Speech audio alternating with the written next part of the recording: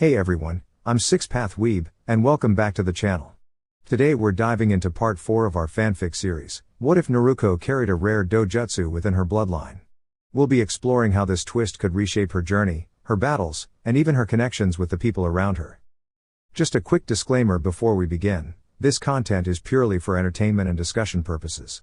I don't own any of the anime footage shown, full credit goes to the original creators and copyright holders. Now, let's jump right into it. A month had passed since the formation of Team 7, and things were not quite what the trio expected. Even Naruko was pleasantly surprised at how smoothly the team worked together. She would have thought that Sasuke and Sakura might constantly argue with her, but to her amazement, they did not.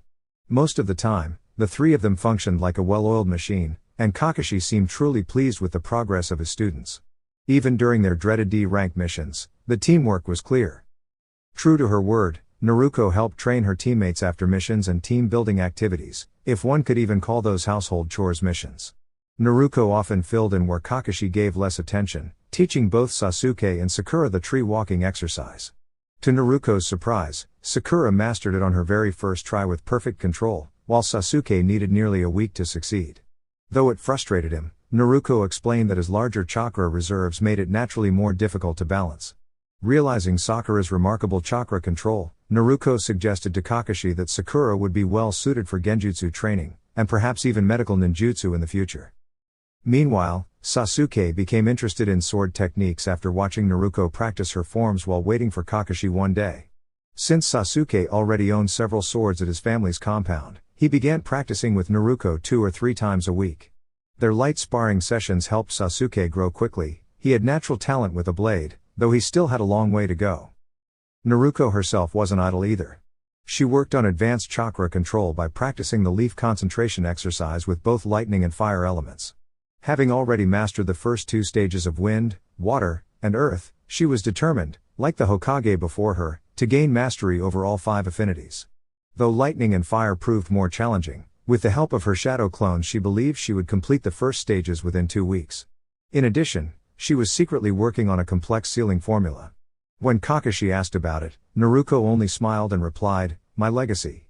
Respecting her privacy, Kakashi decided not to push the matter further. One afternoon, Team 7 was finishing a set of warm-up drills and physical exercises at Training Ground 3. While Naruko and Sasuke handled the exercises easily, Sakura was still building up her stamina. Though behind in physical strength, she was making steady progress and remained determined to close the gap. After a break, Kakashi approached with his ever-present book in hand. "Alright, team. To end the day, let's head over and take another D-rank mission," Kakashi announced. Immediately, 3 groans answered him. "Why do we always have to do chores? That doesn't even feel like a mission," Naruko exclaimed, standing with her arms crossed. Sasuke and Sakura nodded in agreement. "I agree," Sasuke said calmly. "Can't we get something more challenging than chasing after that troublesome cat again?" Sakura added, "They're not terrible, but honestly, they are starting to feel a little tedious." Kakashi gave a small sigh. "I understand, but the purpose of these tasks is to build your teamwork. Perhaps in a couple of weeks, we can move on to a C rank." Naruko gave him a suspicious look. "Kakashi, are you just being lazy because a new volume of that book came out?" Kakashi's sweat dropped but answered, No, it's really about teamwork. Truly." Curious, Sakura tilted her head. "What book are you talking about?" Naruko waved her hand. "It's just one of those romance novels Kakashi is always reading." Kakashi immediately straightened. "It is fine literature. Please don't dismiss it so lightly." Naruko rolled her eyes with a grin. Sure. But I'm still asking for a C-rank mission." The two stared each other down, sparks practically flying between them, before heading off toward the Hokage Tower while Sasuke and Sakura trailed behind. "Sometimes I think we're the strangest team in the village," Sakura muttered, and Sasuke silently agreed. At the Hokage Tower, the scene grew even livelier. Naruko had climbed upside down onto the ceiling with her arms crossed in protest.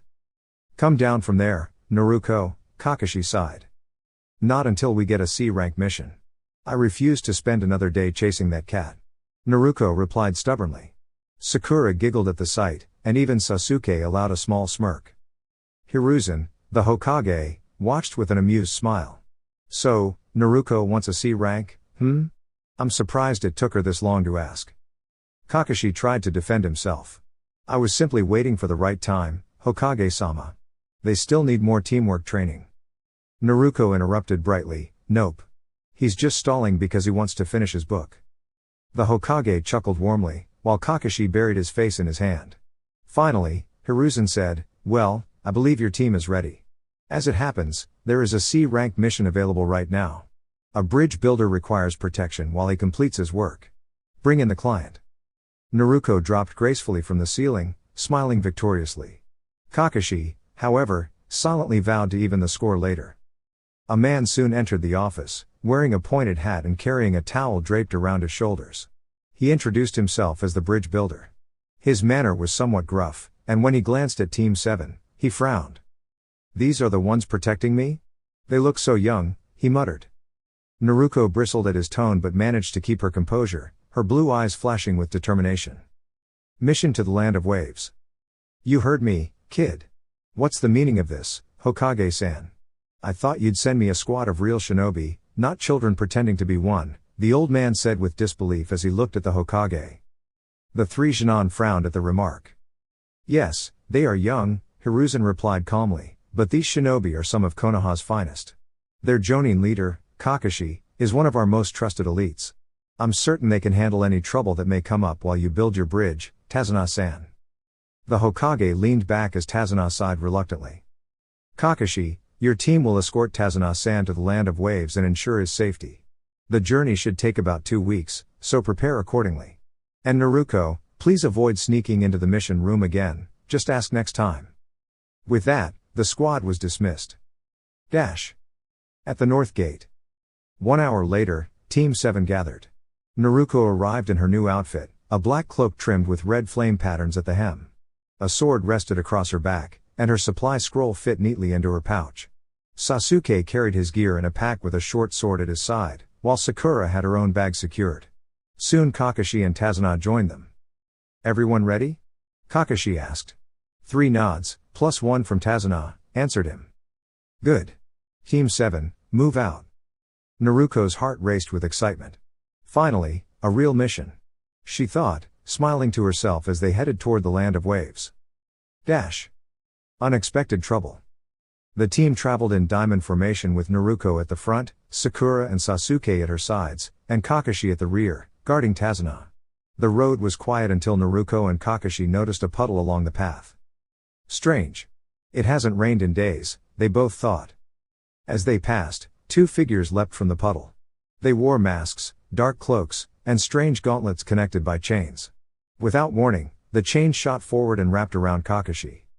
The others gasped, but before panic could spread, Naruko moved. She unsheathed her sword, channeling her chakra into the blade, and rushed forward. Sasuke was right beside her. The enemy barely had time to react. Naruko struck quickly, breaking their coordination. Sasuke followed with a strong kick that sent the second attacker flying, and together they subdued the threat before it could escalate further. Kakashi reappeared unharmed behind them, revealing it had been a clever feint. He placed a reassuring hand on Naruko's shoulder. Well done. You all handled yourselves well. Sakura exhaled with relief, upset she had hesitated, but determined to do better. Tazuna, shaken, could only stare at the young shinobi protecting him with such resolve. The truth revealed. Once the enemies were secured, Kakashi turned his gaze on Tazuna. These were not ordinary bandits. They were trained shinobi. Tazuna-san, you need to explain why such people are after you. With a heavy sigh, Tazuna admitted the truth. A ruthless businessman named Gato had taken control of the Land of Waves, draining its resources. The bridge Tazuna was building was the only hope of restoring freedom to his people, but he hadn't been able to afford a higher-ranked mission request. Kakashi frowned but turned to his students. The decision is yours. Do we continue this mission, or do we return to Konoha? I'm not backing down, Naruko declared firmly. This is our first real mission outside the village, and people are counting on us. I won't turn my back on that. Sasuke nodded with a smirk. Same here. Sakura hesitated, remembering her fear earlier, but then squared her shoulders. I'm in too. I'll do my best. Kakashi smiled beneath his mask. Then it settled. But Tazuna-san, once this mission is complete, Konoha will expect the proper payment. Do we understand each other? Tazuna nodded gratefully. Kakashi then summoned his Ninken partner, Pakun, sending a scroll back to the Hokage as a precaution. The talking pug gave Naruko a cheerful greeting, happily accepting a treat from her before vanishing in a puff of smoke. With that, the group continued their journey. Into the mist. Hours later, they boarded a small charter boat toward the land of waves. Fog grew thicker the closer they sailed, until even the half-built bridge loomed ghost-like in the mist. "That's my bridge," Tazuna said proudly. "It will bring hope to my country." Naruko's eyes widened in awe at its craftsmanship. But Kakashi felt uneasy. Something wasn't right. Once they disembarked, the fog deepened further. Naruko sensed movement and threw a kunai, only for it to land near a harmless white rabbit. Before anyone could comment, Naruko's instinct screamed. "Everyone, down," she shouted. Her sword flashed, deflecting a massive blade that would have struck them all. The weapon embedded itself in a tree, and a tall figure appeared standing on its hilt. Kakashi's visible eye narrowed. Momochi Zabuza. The newcomer, clad in bandages and carrying the giant blade, gave a dark chuckle. "So you're the team protecting the bridge builder. This should be interesting." Naruko tightened her grip on her sword, standing tall beside her teammates. The real trial of Team 7 was only beginning. 8 points. Larynx, spine, lungs, liver, jugular, subclavian artery, kidneys, and heart. Zabuza's voice echoed from all directions within the thick mist, creating an eerie atmosphere. "Which one of you should I challenge first?" His words carried an intimidating weight, pressing down on everyone like a heavy blanket. The intensity was so strong that Sasuke instinctively gripped his kunai, trembling under the pressure. Before he could make a reckless move, Kakashi placed a steadying hand in front of him. "Don't worry, Sasuke. None of you are going to be harmed today. I promise I'll protect you and the team," Kakashi reassured calmly. Naruko stepped forward, her eyes sharp with determination. She crossed her fingers. Kage Bunshin no Jutsu. In an instant, dozens of shadow clones surrounded the group. Naruko created over 100, sending nearly all of them into the mist to search for the hidden foe, while 4 remained by her side. "You know the plan," she instructed. The 4 nodded, positioning themselves around Tazuna, Sasuke, and Sakura. Together, they performed a formation, slamming their hands onto the ground. 4 Red Yang formation. A glowing crimson barrier rose up, encasing the bridge builder and her teammates in a protective dome. Kakashi's visible eye curved into a smile behind his mask. "Smart move, Naruko. How long can you maintain it?" "Long enough to make sure we handle this properly," Naruko replied, though her brows furrowed. "He's already dispersing my clones quickly. This mist makes it hard to pinpoint his exact location." Kakashi chuckled lightly despite the tension. "I was supposed to have an easy day, reading my favorite book at home. Instead, I'm here in this endless mist. Life's funny, isn't it?" Naruko shot him a sidelong look. "Didn't you say the mission ranking was all about teamwork? You really don't like being caught lying, do you, sensei?" Kakashi smirked. "I'd call it bending the truth." Their banter was cut short as Zabuza suddenly appeared, swinging his massive blade. Kakashi intercepted the strike just in time. Naruko immediately blocked a follow-up slash, sparks flying as steel clashed. "You worry about my language in battle, sensei? Focus on the fight," Naruko quipped while parrying another strike. "You're too cheeky for your own good," Kakashi muttered, still guarding. Zabuza's laughter echoed through the mist. "You two make an amusing pair." "Thanks for the compliment," Naruko shouted, her confident grin never fading. But she was done playing defense. Forming hand seals, she inhaled deeply. Wind style, violent whirlwind. A powerful gust burst from her mouth, temporarily clearing sections of the mist. Unfortunately, the fog rolled right back in. "TCH. It's like this mist is endless," Naruko muttered. "Kakashi, any bright ideas?" "Working on it." Before they could regroup, both were knocked back, sliding across the surface of the lake. Zabuza loomed behind Kakashi, his hands weaving seals. Water style, water prison jutsu. Zabuza trapped Kakashi in a shimmering sphere of water, locking him in place. "Naruko, don't drop the barrier," Kakashi commanded, his voice calm even as he struggled. Naruko's fists clenched. "I won't." She quickly formed seals, throwing several shuriken that multiplied into dozens with her technique. Zabuza countered with water clones, dispersing the attack with ease. But Naruko wasn't finished. She pressed her hands together in a snake seal. Wood style, nativity of a world of trees. To everyone's astonishment, wooden branches erupted from the lake itself, spreading rapidly toward Zabuza. His eyes widened as the living forest reached for him. Forced to release Kakashi, he dodged back, but not fast enough. Naruko's branches coiled around his limbs, pinning him tightly in the air. Got him. Your turn, Kakashi-sensei, Naruko shouted proudly. Kakashi wasted no time. Water style, water dragon jutsu. From the lake, a massive dragon of water surged forward, colliding with Zabuza and sending him crashing against a tree. The impact left him dazed, the branches loosening their grip. Zabuza groaned, clearly exhausted. Mukuten. From her? Impossible. He coughed, struggling to stand, when suddenly a whistle cut through the air. A masked figure appeared, landing beside Zabuza. Dressed in the attire of a hunter nin from Kirigakure, they checked Zabuza briefly before addressing the leaf shinobi. Thank you. I've been pursuing him for some time. I'll handle things from here. The mysterious shinobi lifted Zabuza and vanished in an instant. Naruko frowned. Strange. I thought hunter nin usually dealt with their targets on the spot? Kakashi tugged his headband back over his Sharingan, thoughtful. They do. Which means we'll be seeing them again. Naruko sighed but nodded. Returning to her team, she dispelled the barrier. Sasuke crossed his arms. Why did you lock me inside the barrier, Naruko? I could have fought too. Naruko gave him a small smile. Because if something happened to Kakashi-sensei and me, you would have been the last line of defense for Tazuna. That way, he'd still be safe. Sasuke smirked faintly at that, accepting her reasoning. Sakura exhaled in relief, though worry still lingered in her eyes. Tazuna, grateful, bowed slightly. Thank you all. I wouldn't have made it this far without you. Then let's get you home safely, Kakashi said. We're about an hour away, Tazuna replied. All right then, Kakashi nodded. Let's keep moving before the mist returns. Together, the group continued forward, a little weary but determined to see their mission through. Within an hour, Team 7 successfully escorted Tazuna to his home without further encounters. Perhaps Zabuza had been the only enemy assigned against them. Still, what was supposed to be a simple C-rank mission had already escalated far beyond expectations. As they entered the house, Tazuna's daughter rushed forward and embraced him warmly.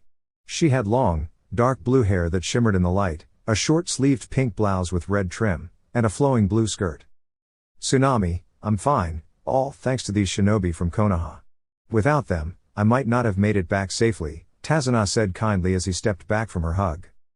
Kakashi and his team introduced themselves politely. Tsunami bowed and expressed her gratitude, her smile showing genuine relief. There's a room upstairs at the end of the hall for all of you, Tazuna explained. Please, make yourselves comfortable. Tsunami will prepare dinner. When it's ready, I'll send my grandson to fetch you. The team nodded, appreciating the hospitality, and headed upstairs to settle in. Before they could rest, Kakashi gathered the three genin. Listen closely, he began, drawing their full attention. Zabuza will return, and I suspect he won't be alone. I estimate we have about a week before we face him again. Until then, we'll divide our time between protecting Tazuna and training.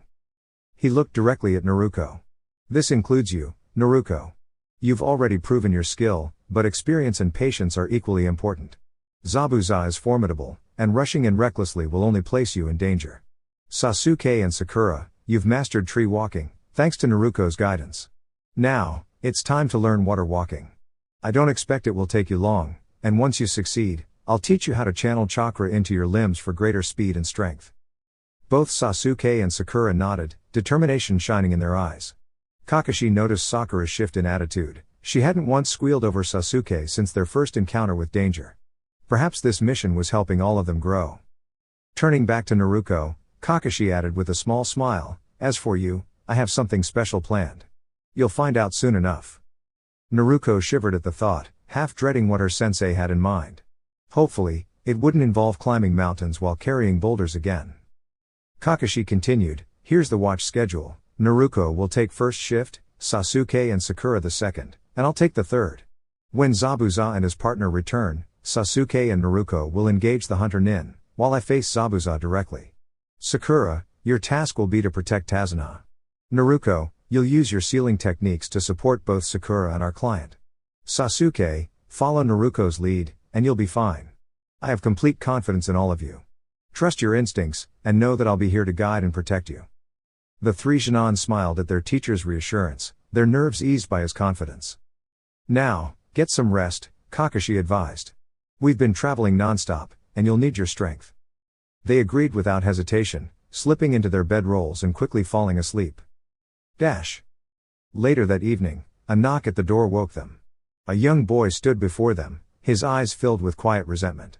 This must be Inari, Tazuna's grandson. He had spiky black hair, dark eyes, a green jumpsuit with a yellow shirt, and a striped blue and white cap. He looked no older than 9. Dinner's ready, Inari said curtly before turning away. The group exchanged puzzled glances but followed him downstairs. At the table, Naruko whispered to Sasuke, he really doesn't like us much. Maybe you should try cheering him up. Why me? Sasuke muttered back. Because you've had practice cheering yourself up, Naruko replied with a mischievous grin. Sasuke scowled. Be quiet, Naruko. Their playful bickering earned Sakura's curiosity. What are you two whispering about? Nothing. They both quickly answered, earning a quiet chuckle from Kakashi, who watched his team's growing bond with satisfaction.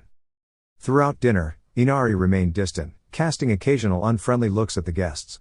Naruko noticed but chose not to react, reminding herself they were here to help his family. She hoped, in time, he would come to understand their intentions. After the meal, everyone retired for the night. Naruko, unable to sleep, slipped outside to sit on the roof. She pulled out a ceiling paper she had been working on for nearly a year. The design was intricate, but one final piece of the array still eluded her. It was frustrating, but she refused to give up. It was a legacy from her father, and she wanted to master it on her own. What are you doing, Naruko? Drawing? Sasuke's voice broke her concentration. Naruko glanced up, showing him the nearly completed seal. This is something my father left behind for me, she explained quietly. If I can finish it, it could change the tide of any battle. It was his gift, and I want to complete it in his honor. Sasuke raised an eyebrow. Your father? I thought you didn't have a family. Naruko gave a small, bittersweet smile. I am an orphan, but I know who my parents were. Sasuke sat beside her, his expression softening. May I ask who they were? Naruko tilted her head. Why the sudden curiosity, Sasuke? He hesitated before answering, because. It's been a while since I've allowed myself to think about my own family. His voice grew quieter, heavy with unspoken emotion. Naruko studied him for a moment, then nodded. I understand. The two sat together in silence, the night air cool around them, their unspoken thoughts lingering on family, loss, and the bonds they were slowly forming as a team. I'm sorry that happened to you, Sasuke. I actually met your older sibling once, Naruko said thoughtfully, watching Sasuke's reaction as he quickly turned toward her. I could tell they were very powerful, but what they did seemed so unlike the person I thought they were. At least, that was my impression. The way they spoke about Konoha, they seemed so loyal to the village. Sasuke's eyes darkened slightly, his voice low but steady. Well, in the end, that loyalty wasn't real. They left us behind in pursuit of strength. At least, that's what they told me. Even now, Sasuke didn't fully understand the reasons, but deep down, he believed that one day he would. They sat together in silence for a few minutes before Naruko decided to lighten the mood. She turned toward Sasuke and asked, So, didn't you want to know who my To-san was? You don't have to tell me if you'd rather not. It's personal, Sasuke replied quietly as he stared at the moon, his thoughts drifting to memories of his own parents. Naruko shook her head with a small smile. You shared something important about your past with me, even though you didn't have to. So if I tell you this, you have to promise not to share it with anyone. Can I trust you, Sasuke? Of course, Sasuke answered without hesitation. I don't really talk to anyone else much anyway, but you have my word. I won't even tell Sakura. Naruko studied him for a moment before nodding. Then, with a softer expression, she said, My To-san was one of the strongest shinobi Konoha ever had. During the Third Great War, he turned the tide almost by himself. The enemy forces would only see a golden flash before being completely outmatched. My To-san was the fourth Hokage, Namikaze Minato.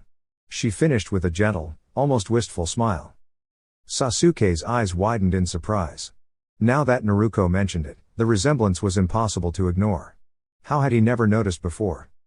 That makes sense, Sasuke finally said, leaning back to gaze at the night sky again. Naruko blinked in disbelief at his short response. That's it? That's all you're going to say? I worked so hard to make that sound dramatic, and you just brush it off, she exclaimed, puffing out her cheeks. For the first time in years, Sasuke actually laughed, an unrestrained, genuine laugh that caught even him off guard. Naruko couldn't help but laugh along with him. Their laughter bounced off one another until tears of joy rolled down their cheeks. Inside the house, Kakashi stirred at the sound. A faint smile tugged at his lips beneath his mask. It warmed his heart to know that Sasuke and Naruko were finding companionship in each other. It reminded him of his own teammates, Obito and Rin. For a moment, he allowed himself the peace of that memory before drifting back to sleep. Back outside, when their laughter finally subsided, Sasuke glanced at Naruko. There was another question on his mind. What is it, team? Naruko asked, still fiddling with the seal she had been studying earlier. When we fought Zabuza, Sakura asked you something about your eyes. What was that about? Sasuke asked curiously. Oh, that? Naruko smirked. Since we're best buddies now, I'll let you in on the secret. It's my dōjutsu. It's called the Shinwagon. She activated it briefly to prove she wasn't joking. Sasuke's eyes widened once again. He leaned closer, fascinated. The Shinwagon. I've never heard of it before. Of course you haven't, Naruko said proudly. It's not in any history books. Even Hokage Gigi didn't know about it until I awakened it. I'm only the second member of the Uzumaki clan to have it. Sasuke smirked. That's impressive. But it's still not better than the Sharingan. So, what does it actually do? Naruko only grinned mischievously. Now that would be telling, wouldn't it? Sasuke twitched in annoyance. I really can't stand you sometimes, Dobi. Her hearty laugh rang out again, and after a moment, Sasuke chuckled too. Eventually, Sasuke stood to leave. Fine, keep your secrets. I'm heading to sleep. Night, team, Naruko said with a grin as she tucked away her seal. She was about to follow him when she heard a faint sound. Curious, she quietly climbed to another part of the house and peeked through a window. Inside, Inari was sitting by himself, clutching a photograph with tears in his eyes. Naruko's expression softened. She didn't want to intrude, but she understood now why he had been so upset earlier. With a gentle sigh, she returned to her room, determined to be patient with him. She curled up in her sleeping bag, knowing the days ahead would be challenging, but also believing that things could change for the better. The next morning, Naruko was keeping watch over Tazuna on the bridge while the rest of Team 7 trained under their one-eyed sensei. Her shift was nearly over, and during that time she had been quietly meditating. When her watch began, she had been surprised to see how few villagers were willing to lend a hand with construction. Clearly, this Gato fellow had left many of them anxious, and only a small group showed up to help. Tazuna wasn't pleased, but he understood. Families needed to stay safe, and he could hardly fault them for that. Thankfully, he had Naruko, the spirited blonde shinobi who refused to back down when help was needed. Seeing the workers' struggles, Naruko quickly summoned 100 shadow clones to lend support. Suddenly, the bridge site became alive with energy, clones carrying supplies, hammering planks, sawing wood, and lifting beams into place. Tazuna's eyes sparkled at the sight. With Naruko's assistance, the bridge could be finished in half the time. For the first time in a long while, Tazuna allowed himself to feel hopeful that his people would soon be free from Gato's influence. Not long after, Sakura and Sasuke arrived, both damp from earlier training. They stood in awe, staring at the bustling crowd of Naruko clones working together as though they were a perfectly synchronized team. The original Naruko stood, brushed herself off, waved cheerfully at them, and disappeared in a swirl of wind before they could ask a single question. Sasuke smirked slightly. Show off. Dash. With Naruko. Naruko reappeared in a clearing, scanning the area until she spotted Kakashi resting comfortably on a tree branch with his book. Yo, Kakashi-sensei. So what kind of training do you have for me today? She called out brightly. Snapping his book shut, Kakashi dropped lightly to the ground. First things first, how far have you gotten with your lightning manipulation practice? I can make it crackle, but it's still too slow. Maybe another week and I'll have it down. Naruko demonstrated with a leaf, making it wrinkle with a faint spark after a few seconds. Kakashi nodded. That's about what I expected. Good progress. It's enough for me to show you something new. He moved through a deliberate sequence of hand signs, and a surge of lightning gathered in his palm, chirping like 1,000 birds. This is Chidori. You've seen it before, but this is what it looks like up close. It's powerful, but it can narrow your focus. I rely on my Sharingan to balance that. With your special abilities, you may be able to adapt it as well. I'm entrusting this technique to you. Use it wisely, and only when it is absolutely necessary. The crackling energy dispersed, leaving Naruko staring with wide, eager eyes. I'll master it, she promised. Kakashi smiled beneath his mask. Once the lightning sparks consistently, add more chakra until you hear the full chirping. You'll know you've succeeded. With that, he returned to his perch, flipping his book open again. Naruko attempted the hand signs, producing only a tiny spark. Frowning in determination, she quickly formed a cross seal. Shadow Clone Jutsu. In an instant, 20 Narukos appeared. You all know what to do. Let's master this before the week is out, she encouraged, receiving enthusiastic salutes before the training began. Kakashi chuckled quietly to himself. Trust Naruko to use her clones. At this rate, she might perfect it by tomorrow. Later that night, Naruko continued her training long after the sun set, clones sparking with lightning again and again. Kakashi had gone to relieve her on guard duty, but Naruko kept pushing herself.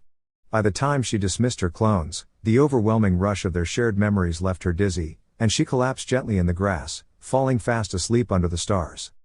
The next morning, a girl in a pink kimono walked through a meadow, carrying a basket in her hands.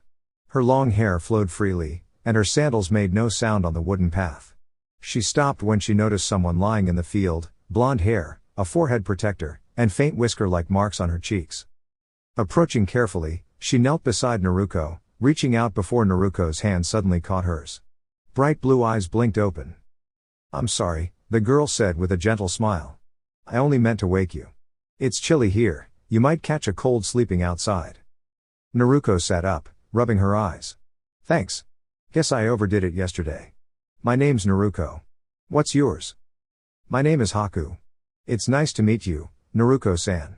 You're from Konoha, aren't you? She asked, noting the forehead protector. Naruko grinned proudly. That's right.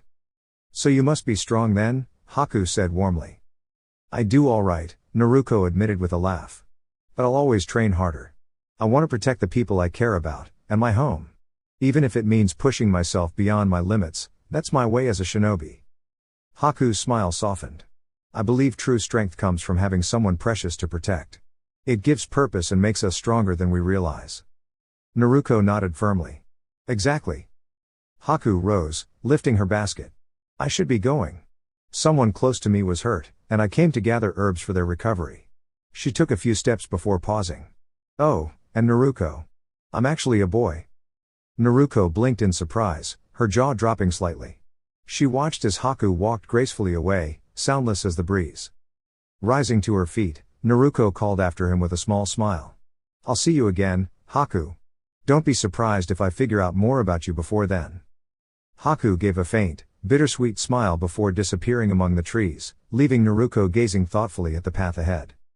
Being a shinobi isn't simple, Naruko whispered to herself, vanishing in a swirl of wind.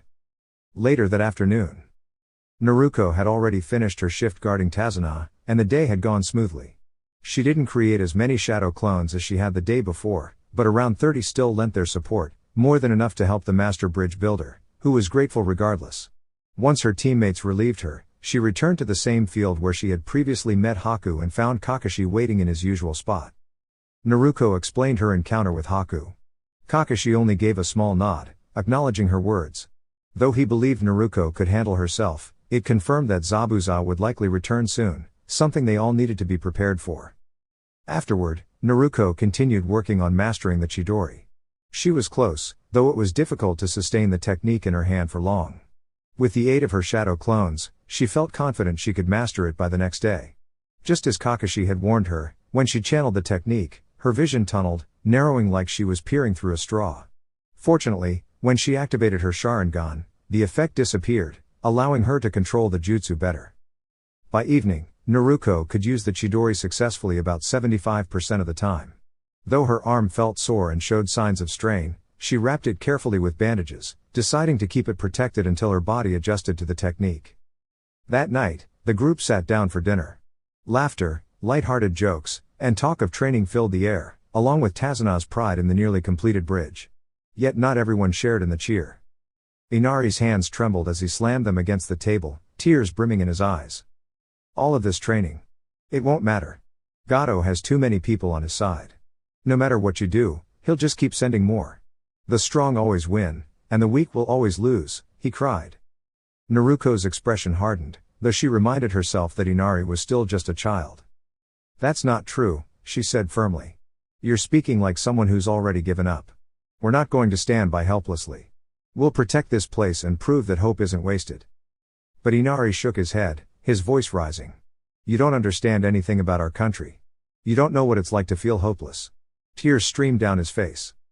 Naruko met his gaze with calm but unyielding eyes. You think you're the only one who's been through hardship?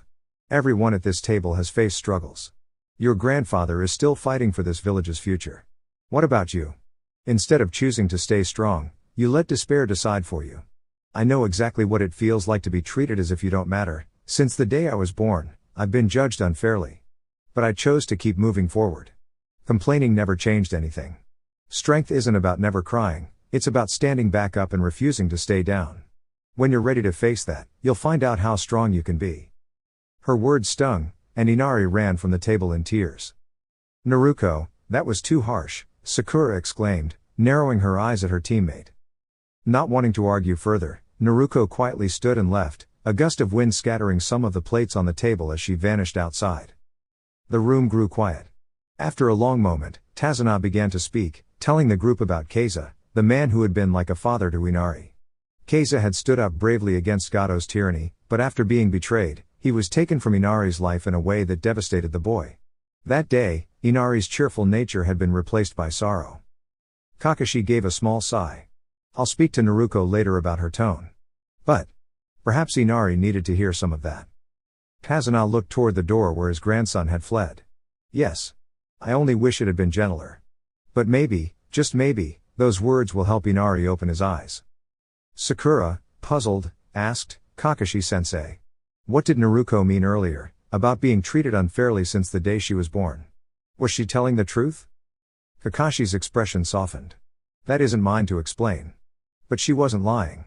Excuse me, I'll check on Inari. With Kakashi. Kakashi found Inari sitting on the edge of a dock, legs dangling above the water, quietly crying. Sitting beside him, Kakashi spoke gently about Naruko. He explained how Naruko grew up without parents, without friends, and without kindness. She had been treated unfairly for something far beyond her control. Yet despite this, she never stopped smiling or trying. Inari's eyes widened. How? How can she stay so cheerful after all that? Because that's who Naruko is, Kakashi said warmly. She doesn't give up. She dreams of one day being respected and recognized, and she works tirelessly toward that goal. She knows what it means to feel powerless, but she also knows how to rise above it. What she told you earlier, harsh as it sounded, was something she's told herself many times. Inari sniffled, listening intently. Slowly, his tears subsided, replaced by a spark of determination. For the first time, he saw Naruko not as someone reckless, but as someone incredibly strong. With Naruko. Naruko, still unsettled by the dinner incident, sat perched on a tree branch, legs crossed as she meditated. She tried to clear her mind, but a strange dripping sound caught her attention. Opening her eyes, she realized she was no longer in the forest. What's going on? She murmured, looking around. She stood in what looked like a dimly lit corridor, the floor shallowly covered in water. The sound echoed faintly, leading her toward a massive set of iron bars covered in intricate seals and reinforced with chains. From within, an overwhelming chakra pulsed, ominous yet powerful. As Naruko approached, enormous orange tail swayed behind the bars, and two glowing red eyes peered down at her. So, the one who carries me finally chooses to appear, a deep voice rumbled from within the cage. Naruko stared upward, wide-eyed, at the towering figure beyond the seals. Dear friends, this concludes this part. If you enjoyed it, please like, share, and subscribe to my channel for more content. Thank you for your support. With appreciation. 6 Path Weeb.